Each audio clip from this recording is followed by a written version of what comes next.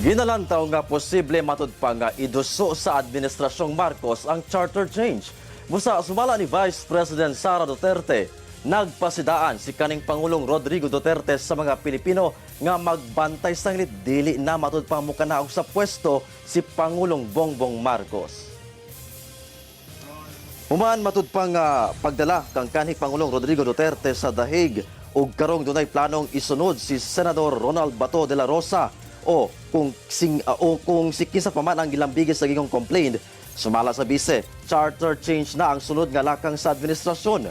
Dili matud pa kana nga madinay ni Pangulong Bongbong Marcos sanglit nahisgutan matud pa niini sa iyang interview sa usa ka international media nga kinahanglang hisgutan ang charter change. Ginakuhaan pa og payag ang Malacañang labot niini.